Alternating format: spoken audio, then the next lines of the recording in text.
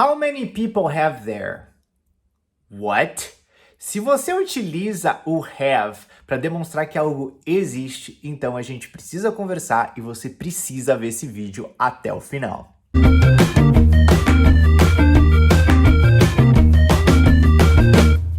Hello and welcome, Thiago Ferreira aqui. No vídeo de hoje a gente vai entender os vários usos do verbo to have e principalmente quando você não deve utilizá-lo. Mas antes da gente começar, não esquece de já deixar o seu like, o seu joinha aqui no vídeo e também de se inscrever caso você ainda não seja inscrito. Assim você não perde nenhum vídeo novo que aparece aqui no canal. Então vamos entender como é que funciona esse verbo que é tão importante no inglês. Bom, primeiro a gente vai ver que o verbo to have, ele tem duas conjugações. A gente tem o have, né, normal, que a gente usa para I have, you have, they have, we have, e a gente tem o has, que é a conjugação desse verbo, ou seja, she has, it has e he has. Só que esse verbo a gente usa para duas coisas. A primeira é para mostrar que alguém tem posse de algo, ou seja, eu tenho alguma coisa. Então, por exemplo,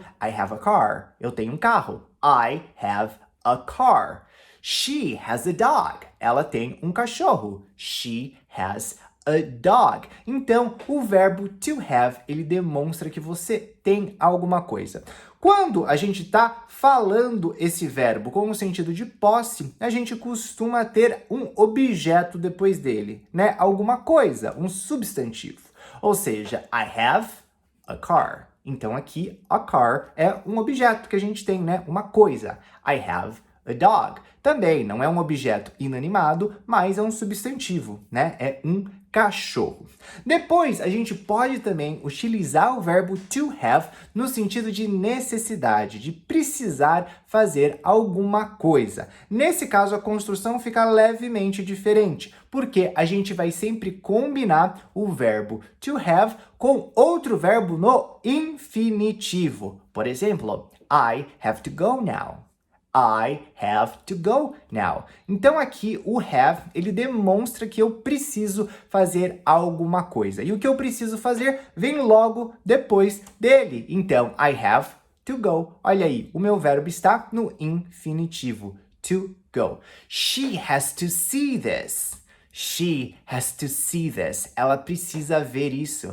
Então, she has, eu conjuguei o verbo, né? She has, ela precisa ver isso. To see this. Então, o verbo está no infinitivo de novo. To see this. Então, a gente viu esses dois casos em que a gente está utilizando o to have como posse ou então demonstrando uma necessidade de fazer alguma coisa. Agora, você também já deve ter visto o have como um verbo auxiliar, que é o famoso present perfect, né? Que a gente utiliza o have ou conjugado com o has, né? Para demonstrar que algo está naquele passado que não terminou, né? Por exemplo, eu posso falar he has told me.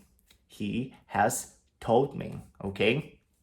They have come.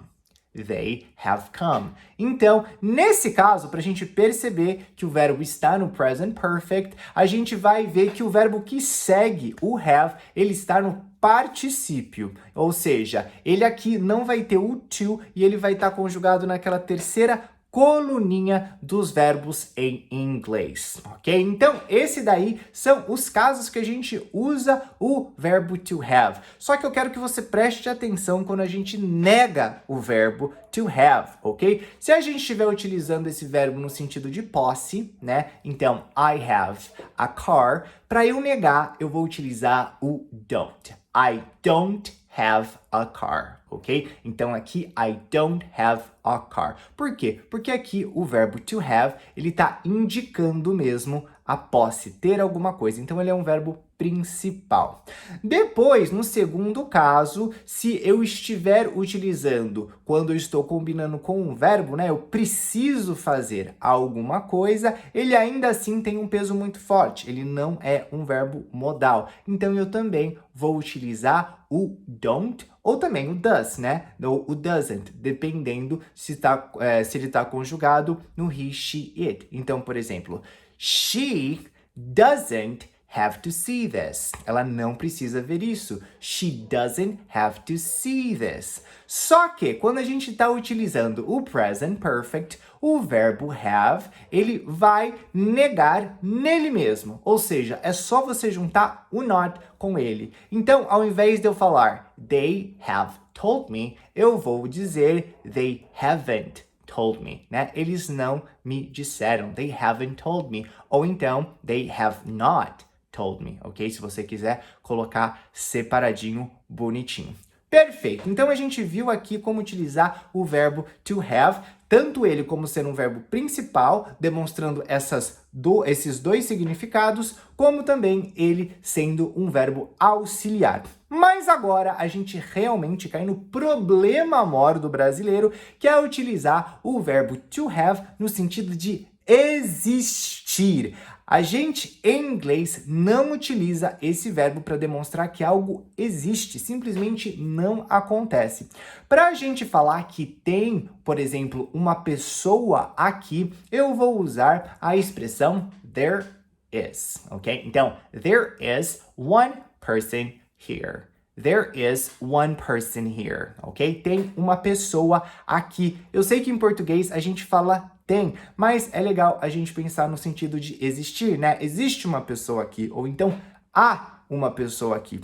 E a gente sempre vai utilizar essa expressão, there is. E se for mais de uma, vai ser there are, ok? Então, there is one person, there are 8 people.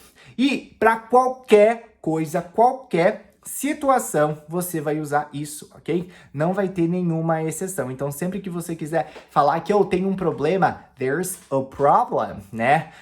Tem um incêndio, there's a fire, ok? Então, tem formigas aqui, there are ants here. Então, essa é a expressão que você tem que pensar quando você quer dizer que algo existe, que há alguma coisa ou alguém em algum lugar. E nunca, jamais utilize o verbo to have para expressar isso. Bom, espero que vocês tenham gostado dessa dica. Ela é realmente muito importante porque ela norteia boa parte do vocabulário trivial de inglês. Essas expressões, o verbo to have e também o there is e o there are, aparecem todos os dias em praticamente qualquer diálogo entre nativos. Então, mais uma vez, não esquece de deixar o seu like se você curtiu esse vídeo e também de se inscrever se você ainda não se inscreveu no início. Então, muito obrigado. See you in the next video. Bye bye.